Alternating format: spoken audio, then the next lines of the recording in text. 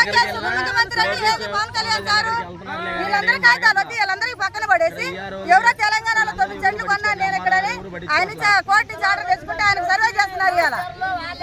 మరి అట్లాంటి మేము ఎలా తెచ్చుకున్నాం సీఎం కాడి నుంచి ఎంపీ గారి కాడి నుంచి మొన్న 15 రోజుల కింద ఎంపీ గారు సంతకం పెట్టించారు. ఆయనలో ఎక్కించండి వాళ్ళు సర్వే చేయండి అని నా కాగితాలు పక్కన పడేశారు. అడివాసి ఇచ్చాము, ఇక్కడ టీటీ గారు మేడం ఇచ్చాము,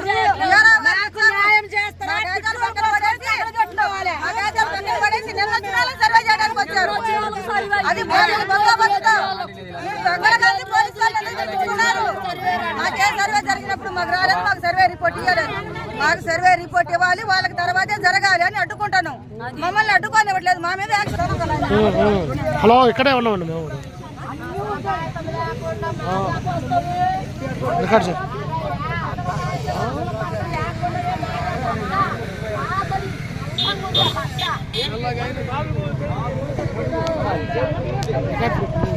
ఇది మొత్తం ఏం లేదండి, ఇక్కడ మొత్తం దమ్మి, గవర్నమెంట్ ఆఫీసులతో సహా మొత్తం దమ్మి. ఇక్కడ మొత్తం దమ్మి జరుగుతుంది. ఇక్కడ ఏం లేదు, గవర్నమెంట్ ఆఫీసులు, పోలీస్ స్టేషన్ మొత్తం వాళ్ళకే మద్దతు. మాకు ఇక్కడ అన్యాయం జరుగుతుంది, మా మాట ఎవరు పట్టించుకోవట్లేదు, ఎవరు ఇంట్లేదు. మేము 6 సంవత్సరాల నుంచి తిరుగుతున్నాము. 4 నెలల కింద మాకు సర్వే చేశారు, సర్వే రిపోర్ట్ మాకు ఇంతవరకు ఇవ్వలేదు. కోర్టు నుంచి ఆర్డర్ వచ్చిందని ఎవరు నాయకంట ఆయన ఇప్పుడు సర్వే చేయించుకుంటున్నారు. పోలీసు బందోబస్తు వాళ్ళకే ఇప్పుడు ప్రొటెక్షన్ ఇస్తుంది. మాకు ఆ రోజు రాలేదు పోలీసులు, ఈ రోజు ఎందుకు వచ్చారు?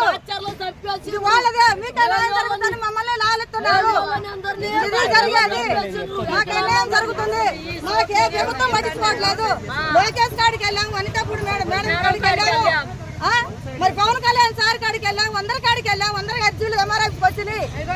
అది ఒక ఎంపీ ఎమ్మెల్యేల కాడి నుంచి కూడా ఒక అర్జీలు వస్తే ఎంఆర్ఎఫ్ లో ఎందుకు లెక్క చేయట్లేదు? ఎంపీ గారు సర్వే చేయమని,